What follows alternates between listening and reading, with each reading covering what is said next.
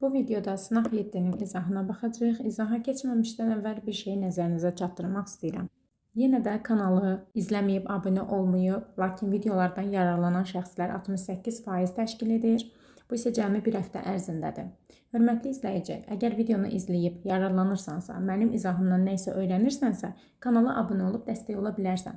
Bu şəkildə video daha çox abituriyentin qarşısına çıxa bilər. Maqnit sahəsində əyrilik radiusunun düsturu MV bölünsün QB-dir. Eyni sürətlə daxil olurlar. Bir cins maqnit sahəsidir. Deməli, B ilə V eynidir. Bunlara baxmayacağıq. M ilə düz mütənasib asılı olmuş olur. M2 bölünsün M1, amma Q ilə tərs asılı olur. Q1 bölünsün Q2. Aha, indi şərtdə bizə bu məlumatı verib. Mən burada Q-ləri bir tərəfə, M-ləri də bir tərəfə yığacağım. Burada M2 bölünsün M1 qalsın. Q1 böl Q2'nin yerinə bunun tərsini yazaq. Çünki bu Q2 böl Q1'dir. Yəni M1 qalxacaq yuxarı, 3 M2 düşəcək aşağı. Bunlar da ixtisar gedəcək. 3'də 1 qalacaq. EHD induksiya bərabərdir mənfi delta F bölünsün delta T. Mənfi L delta I bölünsün delta T. Yəni biz burada I-dən törəmə alacağıq. Mənfi L. Sabitin törəməsi 0-dır. Mənfi 5T-nin törəməsi mənfi 5 verir. T kvadratının törəməsi də 2T verir. Mörtəzənin içərisinə vursaq mənfini 5 minus 2T alacaq. L-in də qiyməti onsuz da 1 idi. Yəni elə bir önəmi yoxdur. Tənliyimiz budur. Belə bir qrafik axtarıram. 5 minus 2T şəklində. Elə bil bu V-də olsa necə bir qrafik çəkərdiniz? Yavaşlayan hərəkət qrafiki çəkərdiniz, düzdür? Yəni belə bir qrafik. Bax, onun kimi olacaq D variantı. Dövretmə tezliyinin dövretmə periyodunun düsturları T bərabərdir 2πm bölünsün QB-dir. N də bərabər QB bölünsün 2πm-dir. Omega bərabər 2π bölünsün T-dir. Yəni 2π bölünsün 2πm QB də qalxır yuxarı. İndi orada deyir ki, bir cins maqnit sahəsidir. Deməli, B-nin qiyməti eyni qalır. Protonun impulsu 2 dəfə azaldıqda. Burada sürət yoxdur. Dolayısıyla impulsda, kinetik enerji də bura gətirilə bilməyəcək. Ona görə də tezlik də dəyişməz, periyod da dəyişməz və omega da dəyişməz. Radius üçünsə düsturumuz MV bölünsün QB-dir. Və MV-nin yerinə P böl QB yaza bilərik. P burada impulsdur. Impulsu 2 dəfə azaldıramsa, radius 2 dəfə azalar. Yəni ki, cavabımız olacaq 3 ilə 4. Çevrə üzrə hərəkətdə qüvvə mərkəzə doğru yönəlir. Digərində də həmçinin bu şəkildə qoyuruq. İndi sol əl qaydası ilə hərəkət istiqamətini tapa bilərik. Birinci şəkildə X olduğu üçün əlimizin tərsini tutacağıq. Baş barmağımız qüvvə istiqamətində olanda 4 barmağımız sağ tərəfi göstərir.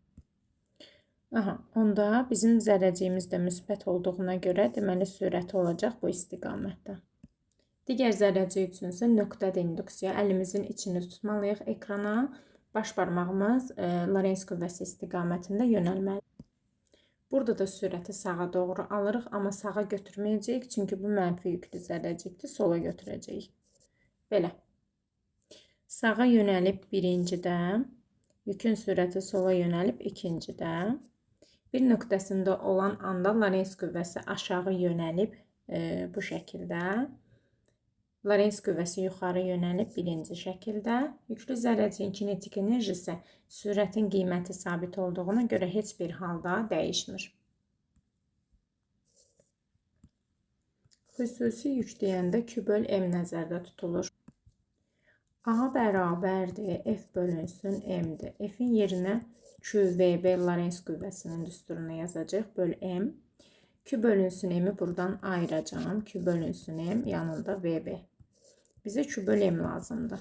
A bölünsün VB. A-nın qiyməti 3/6 vurulsun 10 üstü 16'dır. V 10 üstü 6'dır. B də 0/2'dir. Perpendikulyar olduğu üçün sinüs alfanı da yazmadım. 18 vurulsun 10 üstü 10. 1/8 vurulsun 10 üstündə 11. ABCD qapalı keçirici kontur cəryanlı naqilin maqnit sahəsində şəkildəki kimi hərəkət etdirilir. Konturda yaranan induksiya cəryanının maqnit sahəsinin induksiya vektorunun O nöqtəsində istiqamətini müəyyən edin. Deməli, cəryanın naqil yuxarı doğru axırsa, baş barmağımız yuxarı doğru olanda sağ əlimizdə bu tərəf X olur. Bu məlumdur. Deməli, bura X-dir bütövlükdə. Kontur sahəyə daxil olduğuna görə onun içindən keçən induksiya xətlərinin sayı artır. Amma induksiya dəyişimə əks təsir göstərir həmişə. Yəni, dəyişmək istəmir. Artanda artmasın, azalanda da azalmasın deyir. Ona görə də onun induksiyası yekun induksiyanı azaltmağa çalışacaq. Yəni, daxilində nöqtə olacaq. Deməli, qüvvə yönəlir çevrənin mərkəzinə doğru. Əgər V belə yönəlibsə, F də belə yönəlibsə, bu da müsbət yüklü zərərcikdirsə, onda biz sol əlimizdə əlimizin tərsini tutmalıyıq ki, bu şəkildə olmalıdır. Ona görə də induksiya bizdən şəkil müstəvisinə perpendikulyar olacaq. EHQ induksiya bərabərdir L delta I bölünsün delta T. İnduktivliyi buradan tapanda EHQ induksiyanı bölməliyik delta I bölünsün delta T-yə. Yəni ki, induksiya EHQ-sının cəryan şiddətinin dəyişmə yeyinliyinə nisbəti bizə induktivliyi verəcək. Amper qüvvəsi F amper bərabərdir 1 sinus alfadır. Hal-hazırda 60 dərəcədir. 2 dəfə azalanda olacaq 30 dərəcə. Sinus 60-da bizə verir kökdə 3 bölü 2. Sinus 30-da bizə verir 2-də 1. Baxsanız, əvvəl kökdə 3-dür, sonra 1. Deməli, kökdə 3 dəfə azalır. Onda amper qüvvəsi də kökdə 3 dəfə azalar, çünki sinus alfa ilə düz mütənasib asılıdır. Joule enerji vahididir və düsturlarından birisi L kvadratı bölünsün 2-dir. Buradan induktivliyi tapsaq olur 2W bölünsün I kvadratı. Vahidə çevirsək olur Joule bölünsün amperin kvadratı. Yəni, söhbət induktivlikdən gedir. L delta I bölünsün delta T'dir. İnduktivliyi bizə verib 0,5. Cəryanın dəyişməsi 2 amper zaman 0,4. Bu da olacaq 2,5 volt. EHQ induksiya bərabər mənfi L delta I bölünsün delta T'dir. Yəni ki, I dəyişməlidir. Dəyişəndə yaranır, sabit qalanda yox. Bir bu intervalda, bir də deməli bu intervalda 0, 1, 2, 3. İnduktivlik verilib, məlumdur. Onda fi bərabər L idi. L məlumdursa ampermetr lazımdır bizə. Cəryan 8 amper artdıqda I2 bərabər I1 üstəgəl 8. Verilmiş induktivlik deyir. Deməli, L konstantdır. Enerji 9 dəfə artıb. W2 bərabər W1 vurulsun 9. Enerjinin düsturu Li kvadratı bölünsün 2-dir. Əgər enerji 9 dəfə artıbsa, deməli, cəryan 3 dəfə artıb. Çünki 3-ün kvadratı 9 edir. Onda I2 bərabər olacaq 3 I1-ə. Və digər tərəfdən I2 bərabər I1 üstəgəl 8-dir. Sol tərəfləri eynidirsə, sağ tərəfləri də bərabərləşdirə bilərik. 3 I1 bərabərdir I1 üstəgəl 8. 2 I1 bərabər olacaq 8-ə, I1 də bərabər olacaq 4-ə. İlk qiyməti deməli 4 amper imiş. Birinci cəryanlı naqildə aşağısı X-dır, yuxarısı nöqtədir. Onda sol əlimizin tərsini tutmalıyıq. 4 barmağımız sürət istiqamətində yönələndə baş barmağımız yuxarı alınır. Amma elektron olduğu üçün aldığımız nəticəni əksinə dəyişirik. Çünki mənfi yüklü zərrəcikdir. Yəni ki, F1 yönələcək aşağı. I2 cəryanlı naqili də yuxarısı X-dır da. Yəni, ixtiyari cəryanlı naqil belə verilsə, bu tərəfi X-dır, bu tərəfi nöqtədir də. Çünki sağ əlimizlə ovucumuzu almaq istəyəndə sağ tərəfdən 4 barmağımız daxil olur, amma sol tərəfdən çıxır. İndi bunda yuxarısı X-dir. Yenə də əlimizin tərsini tutmalıyıq. 4 barmağımız sürət istiqamətində olanda baş barmağımız yuxarı alınır, amma nəticəni aşağı götürəcək. Niyə? Çünki mənfi yüklü zərrəcikdir. Onda bunlar eyni istiqamətdə yönəldi. Əvəzləyicisini tapanda da toplamaq lazım olacaq. Şəkil müstəvisindən aşağıya doğru yönələcək. T bərabərdir 2 pi m bölünsün q b'dir. Bizə lazımdır xüsusi yük. 2 pi bölünsün b qalsın, q böl m'i ayıraq. Onda t bərabər olacaq 2 pi bölünsün b q ştrix. Q böl m bizdə xüsusi yükdür. Q ştrix da bərabər olur 2 pi bölünsün bt. 3, b neçədir? 0, onda 1, t'dəki 2 vur 10 üstü mənfi 9. Bunlar gedəcək. 30, 10 üstü mənfi 9'a bölmək, 10 üstü 9'a vurmaq deməkdir. 3 vurulsun 10 üstü 10. A bərabər f bölünsün m'dir. F-in yerinə yazacağıq q v b, Lorentz qüvvəsi. Q böl m bizə q ştrix verir. Yanında da v b. Q ştrix 2 vur 10 üstü 8'dir. V'nin qiyməti 5 vur 10 üstü 6'dır. B'nin də qiyməti 0, onda 2'dir. Bu da olacaq 2 vurulsun 10 üstü 14. EHQ induksiya bərabərdir. Delta fi bölünsün delta t'dir. Nə qədər az zamanda fi çox dəyişsə, EHQ də o qədər çox olur. Başqa sözlə desək, qrafik dik olmalıdır. Qrafikin dikliyi çox olmalıdır. Ona görə də, bax bu intervalda həm 0-dan 3'ə qədər dəyişib, həm də çox az zaman fasiləsində. Ona görə ən çox 1-2'dir. EHQ induksiya bərabərdir. L delta I bölünsün delta T'dir.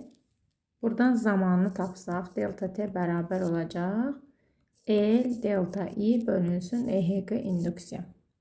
Yəni ki, bu düstur bizə zamanı verir. Zaman intervalı. Sarğacın maqnit sahəsinin enerjisi L kvadratı böl 2'dir. İ'nin kvadratı ilə mütənasibdir. İ'nin yerinə də U böl R yazarıq. Onda R'in kvadratı ilə tərs mütənasib asılı olmuş olar. R2 bərabərdir R0 vurulsun 1 üstə gəl. 0,4. Temperatur ikincidə 50 olub. R1 bərabər R0 vurulsun 1 üstə gəl 0,4. Birincidə də 200 olub. Bu eləyir 1,2 R0.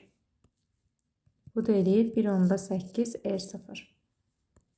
Deməli, müqavimət əvvəl 1,8 R0 idi, sonra oldu 1,2 R0. Yəni ki, 1,5 dəfə azaldı.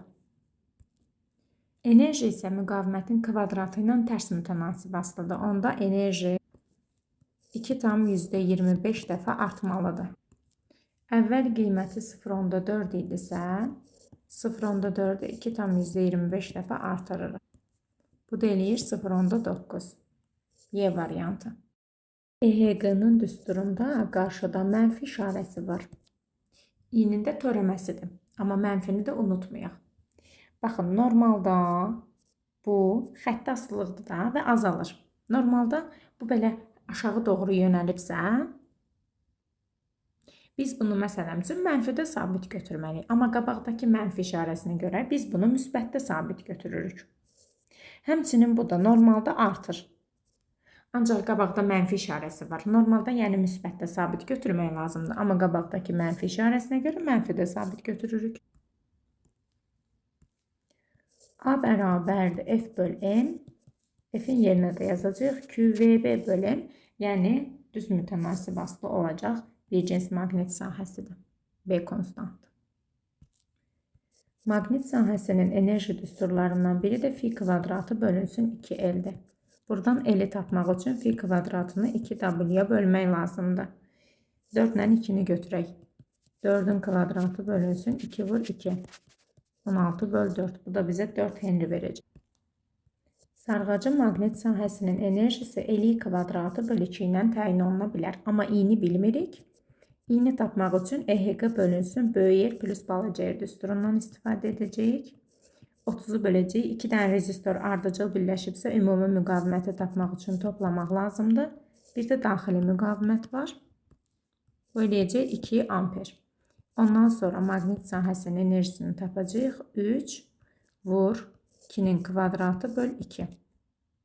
Bu da olacaq 6 millijoule. İnduktivliyi millihenry ilə vermişdi. Cavabı millijoule ilə aldım. Onsuz da elə millijoule ilə istəyir. A bərabərdir BILS. Oradan da i-ni tapmaq lazımdır. A bölünsün BLS. Burada işi də millici olunan verib, ona görə 10 üstü mənfi 3'ə vuraq. Bunlar ixtisar getsin.